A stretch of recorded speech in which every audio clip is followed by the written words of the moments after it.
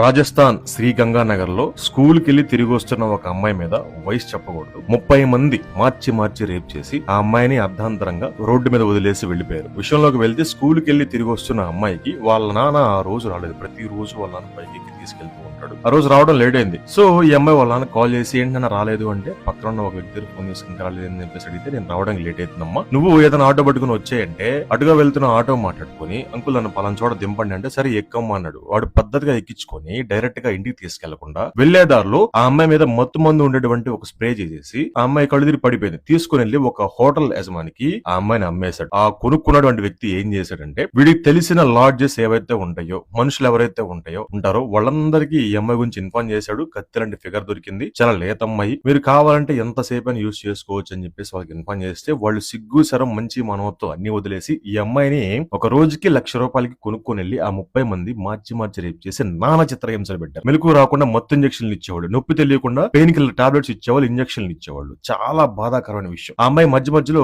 మేలుకునేది. మెలకు వచ్చిన మొత్తం దీపిన తర్వాత మెలకు వస్తుంది కదా, మెలకు వచ్చిన తర్వాత గట్టిగా అరుస్తుంటే మళ్ళీ యాస్టీస్ గా మొత్తం మంది ఇచ్చేయడం, ఆ అమ్మాయిని రేప్ చేయడం. ఇలాగా 5 రోజుల పాటు ఆ అమ్మాయికి నరకయాతన చూపించేసి రోడ్డు మీద వదిలేసి వెళ్లిపోతే ఆ అమ్మాయికి మెలకు వచ్చి ఏడుస్తూ ఉంటే అటుగా వెళ్తున్న బంధువులు ఆ అమ్మాయిని చూసి హాస్పిటల్లో జాయిన్ చేశారు. ఈ విషయాన్ని పోలీసులకు ఇన్ఫార్మ్ చేస్తే ఆ హోటల్ యజమాని ఎవరైతే ఉంటారో ఆ హోటల్ మొత్తం ధ్వంసం చేసేసి అతని మీద కేసు ఫైల్ చేశారు. అతన్ని పట్టుకునే ప్రయత్నం చేసే క్రమంలో అతను పరారీలో ఉన్నాడు. చూసారా, గుర్తుంచుకోండి, ఎక్కడికైనా వెళ్లేటప్పుడు ఒక్కళ్లే వెళ్ళదు. చిన్నోళ్ళైనా పెద్దోళ్ళని ఎవరో ఒకరు తోడు తీసుకుని వెళ్ళండి. రోజులు బాగలేవు. అంతెందుకు, ఇంట్లో ఉండేటువంటి సొంత అన్నదమ్ముళ్లే, బాబాయ్ కొడుకులు వాళ్ళు వీళ్లే చెల్లెలతోటి లేదా అక్కతోటి అసభ్యకరంగా ప్రవర్తించే వాళ్ళని మనం అనేక మందిని చూసాం. ఎవరిని నమ్మొద్దు, గుడ్డిగా నమ్మి మోసపోద్దు. చూసారా ఈ అమ్మాయి ఎంత బాధపడుతుంది, హాస్పిటల్లో తెగేడుస్తూ ఉంది. ఆ వీడియోని ప్లే చేద్దామంటే కొంచెం బాధాకరంగా ఉంది. The same time copyrights issue వస్తాయని, లేదంటే కనుక యూట్యూబ్ వాళ్ళు కమ్యూనిటీ గైడ్ లైన్స్ కి వ్యతిరేకంగా ఉంటుందేమో అని చెప్పేసి భయపడి నేను ఆ వీడియోని ప్లే చేయలేకపోతే